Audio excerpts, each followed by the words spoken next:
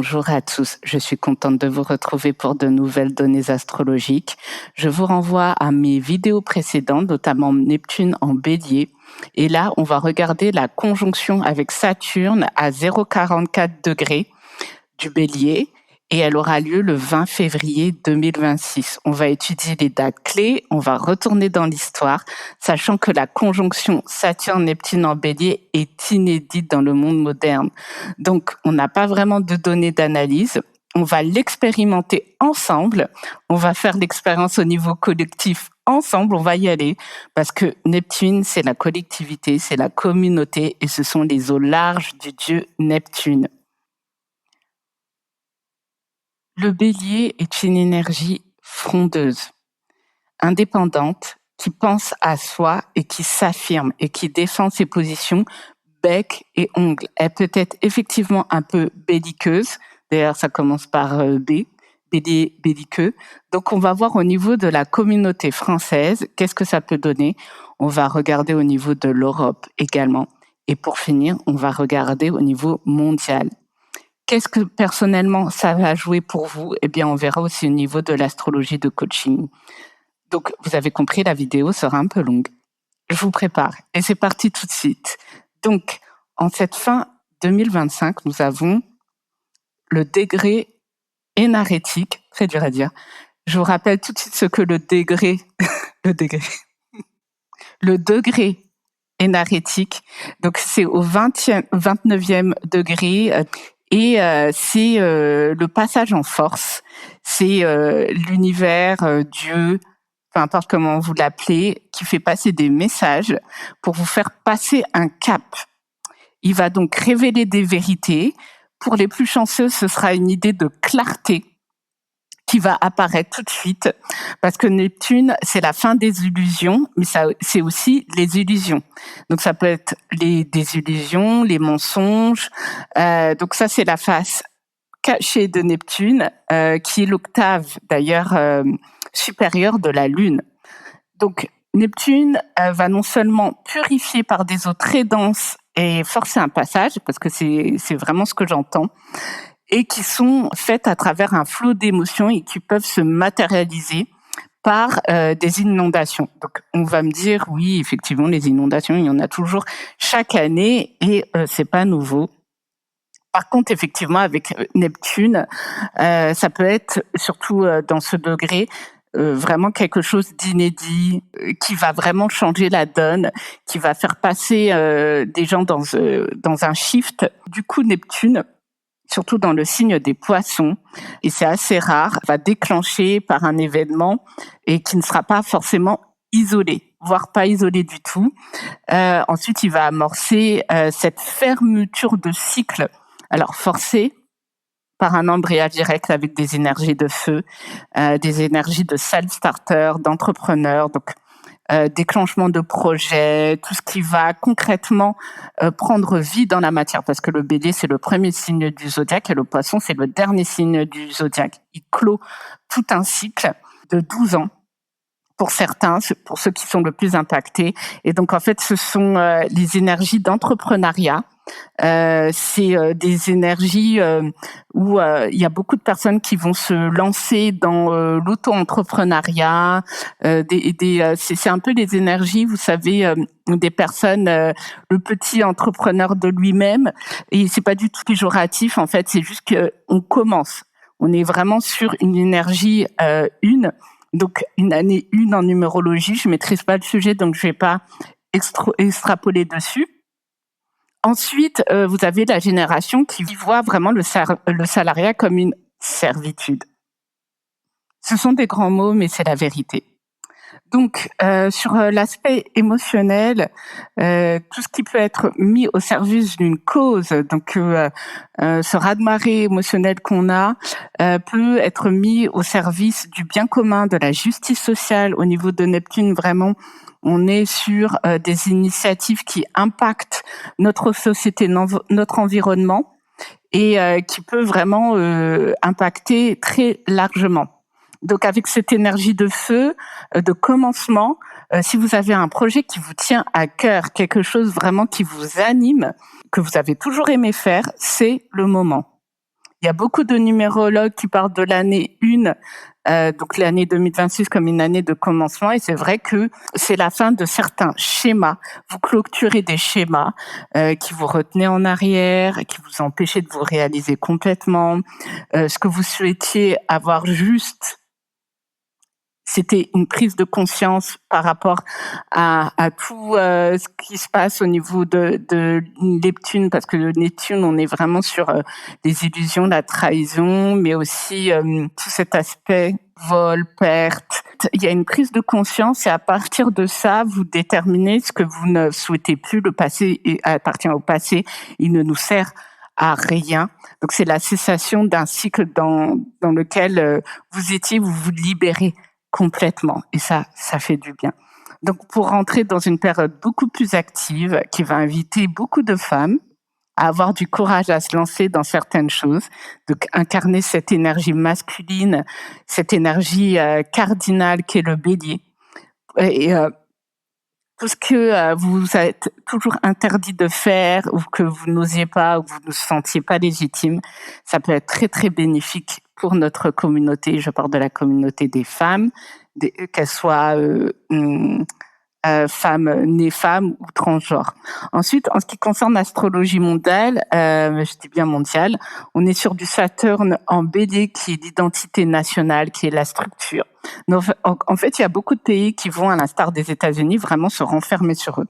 Donc, il y aura toujours cette crispation autour de l'identité nationale. En plus, avec le numérique, il y aura cette idée d'identité numérique qui va venir se greffer dessus, mais on va en parler plus tard dans la vidéo. De l'information identitaire, ça peut être vraiment positif comme négatif. Il y aura, à l'instar de Saturne en Verseau que nous avons eu en 2021, qui était en tension avec Uranus, qui était dans le signe du Taureau. Saturne gouverne traditionnellement le Verseau. Ça, il faut pas l'oublier. Donc, il n'est pas super à l'aise dans le Bélier. Ça peut être très, très frondeur, parce que Saturne, c'est la rigueur, c'est le sérieux, c'est on y va lentement, et le Bélier, il fonce. Donc, au niveau de la politique, qu'est-ce que ça peut donner? Une politique de surveillance, une politique nationale, surtout avec Pluton en Verseau, parce que le Verseau, c'est la liberté, c'est Han Solo, c'est vous voyez le personnage de Star Wars.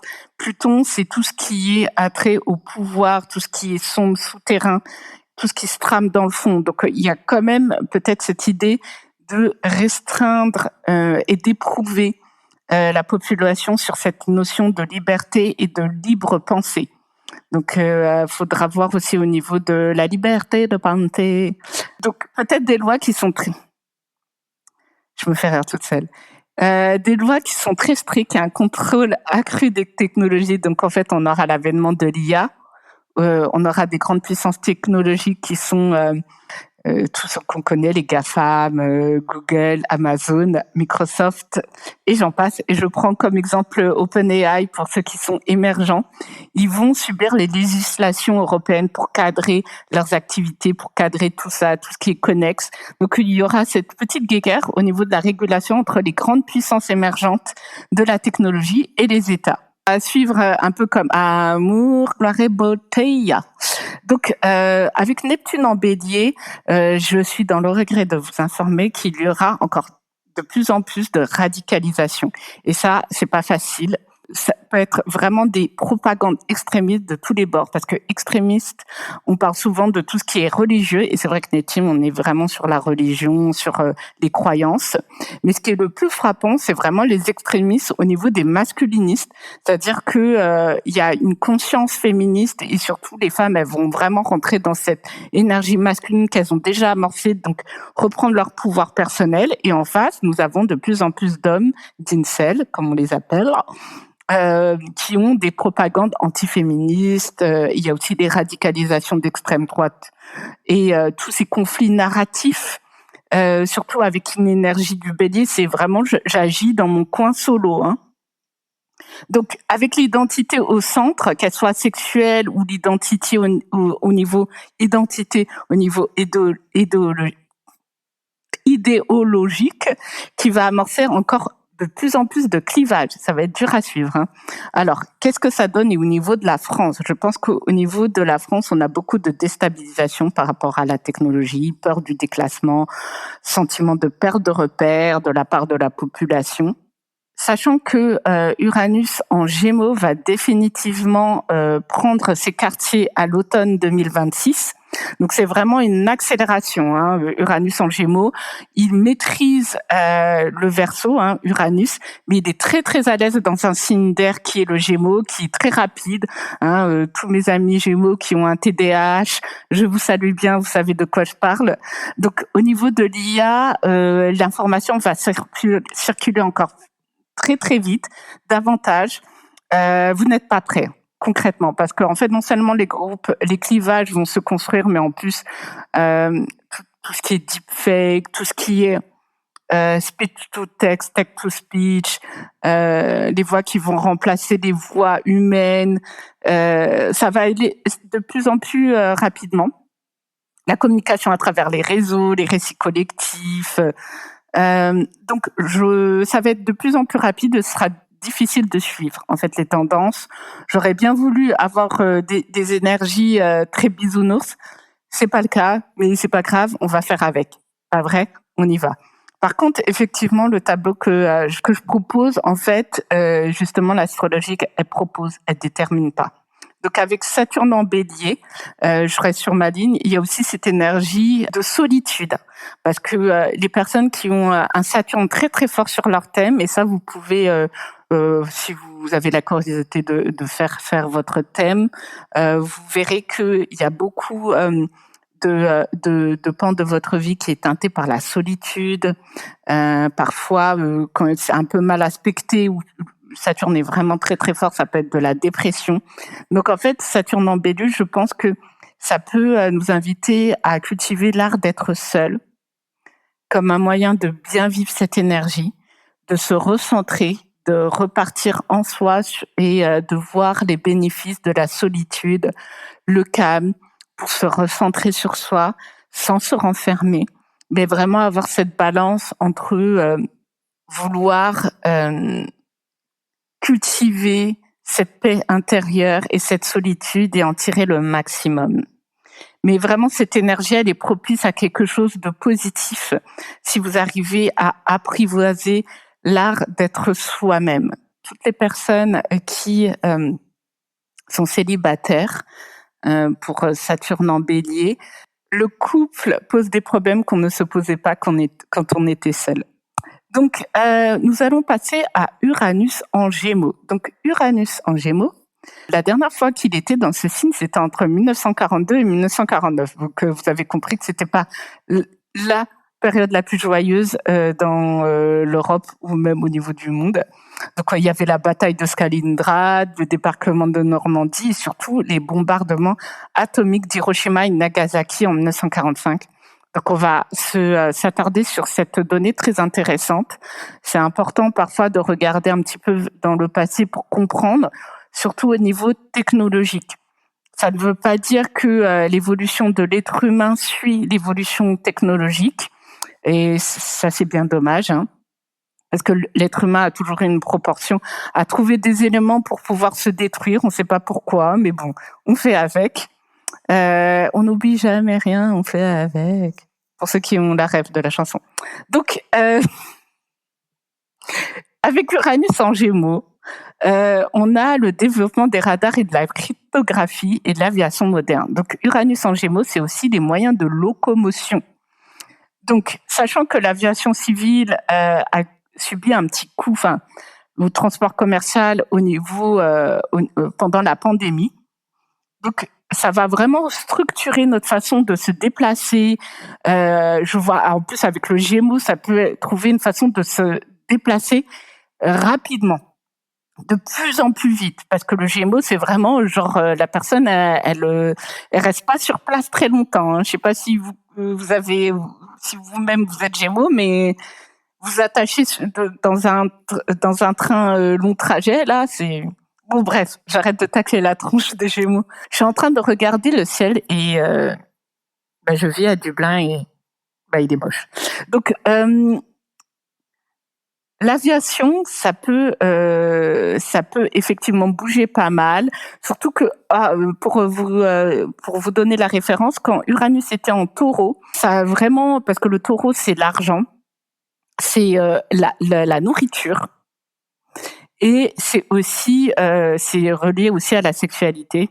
Mais on va pas en parler sur ce troisième point, non parce que je suis pudique, mais c'est juste on a eu les paiements sans contact. Donc en fait, Uranus est vraiment venu chambouler un petit peu. Voilà, il y a des nouvelles façons d'appréhender l'argent là au niveau mondial. Et aussi, il est venu toucher tout ce qui était alimentation, donc limitation de gaspillage et aussi tout ce qui était commerce, donc les vêtements, tout ça, avec la fast fashion. Donc Uranus, c'est vraiment la soudaineté, c'est la rapidité. Donc il est vraiment venu bousculer tout ce qui a trait à l'apparat. Donc ensuite, nous avons le développement des technologies qui permettent de se repérer et repérer un potentiel ennemi avec les radars en 1945. Donc en fait, je pense qu'il y a de plus en plus d'États qui vont user de techniques d'intimidation avec ce nouveau Uranus en Gémeaux à partir de fin 2026. Donc limitation des frontières, il y aura une refonte aussi au niveau des États. Il y aura effectivement beaucoup de chances d'avoir une convergence des luttes de la crise agricole et sociale, mais ça on va le voir avec Pluton au Verseau. Ensuite, au niveau du ciel astrologique, on va avoir Jupiter qui va rentrer dans le signe du Lion en juillet. Et ça va vraiment changer la donne. Ça va changer la donne parce que Jupiter en Lion, c'est un signe de feu, et il va s'opposer à Pluton en Verseau, qui est une énergie, que c'est un signe d'air, donc l'air attise le feu. C'est une opposition qui est assez explosive.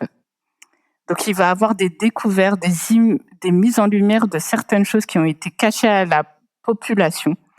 Avec chaque année, en fait, le soleil vient éclairer le signe du Verseau. Comme chaque année, il débarque dans ce signe le 20-21 janvier. Et Pluton, en fait, va recevoir la lumière du soleil ce 20-21 janvier 2026. Et donc, en fait, on a effectivement le pied à l'étrier à une potentielle, non pas révolution, mais insurrection. Parce qu'il y a une vraie transformation au niveau de la société qui était sous-jacente, qui était profonde et qui peut se matérialiser. Donc, je pèse mes mots parce qu'en fait, il y a beaucoup d'astrologues qui parlent de révolution.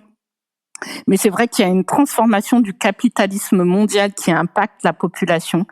Et je pense qu'en fait, l'avènement des GAFA fait que le mot capitalisme est complètement erroné pour décrire ce qui se passe en ce moment au niveau de l'économie. Donc, ces personnes qui sont à la tête de ces grandes puissances, elles vont prendre le pouvoir, non pas parce qu'elles vont passer en force, parce qu'elles n'en ont pas besoin. Elles sont rentrées dans notre quotidien. Donc, c'est parce qu'il y a toute une économie qui est toujours rattachée à Pluton en Capricorne qui va s'éteindre.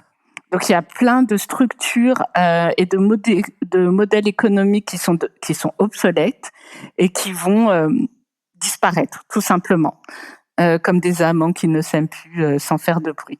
Voilà. En gros, ce qui va être, pour résumer cette première partie, au niveau de l'astrologie de coaching, c'est beaucoup de respect de soi. C'est vraiment l'amour après, le respect d'abord. L'affirmation de son identité de manière positive et individuelle. Donc, ça peut faire des conflits. Si vous avez des personnes qui sont en face de vous et qui sont réfractaires à ce nouveau positionnement, ça peut poser problème. Ça peut effectivement faire en sorte que des chemins se séparent. Donc nous avons aussi, je retourne sur Uranus en Gémeaux pour le résumer, ça peut être l'émergence de nouveaux métiers. Donc, si vous vous inquiétez de perdre votre travail à cause de l'IA, ça va créer de nouveaux métiers. Ça va être une année de reconversion. Ça a déjà été amorcé cette année 2025 et il y a beaucoup de personnes qui vont repartir sur de nouvelles bases en gardant des fondations solides, bien sûr, mais une nouvelle façon de structurer, de clarifier, d'organiser sa vie professionnelle et affective et même peut-être familiale. Donc vraiment, il y a une invitation à revoir sa façon de se positionner, d'interagir avec le monde. Surtout qu'avec Neptune, qui est toujours en poisson, parce qu'il a rétrogradé. Mais c'est vrai des fois, on nageait dans le flou. Hein. C'était un petit peu comme le Grand Bleu. Je vais vous mettre le petit son, mais des fois, on nageait en plein délire. C'était vraiment le flou. Des énergies ambiguës. J'espère que vous me suivez. On a comme date clé le fin février, le 16 juillet. Donc fin février, c'est la conjonction de Neptune-Saturne. Le 16 juillet, l'entrée de Jupiter en Lion et l'opposition Jupiter-Pluton. Donc, regardez un petit peu dans votre thème ce qui s'y passe. Pour faire une petite conclusion, une fermeture, je vais vous faire des vidéos tout au long de l'année au gré des changements et des révolutions parce que ça va vraiment bouger en 2026. Je pense que ça a bougé déjà pas mal en 2025. Il y a beaucoup de gens qui appelaient ça de leur vœu et je les comprends. Et comme disait François Hollande, le changement, c'est maintenant et c'est vraiment maintenant. Donc, je vous ferai des petites vidéos au gré de l'année. Je suis contente de reprendre cette activité. J'espère que ça vous aura plu, que vous avez appris beaucoup de choses. Et je vous dis à la prochaine fois. Et je vous dis gros bisous. Bisous, bisous.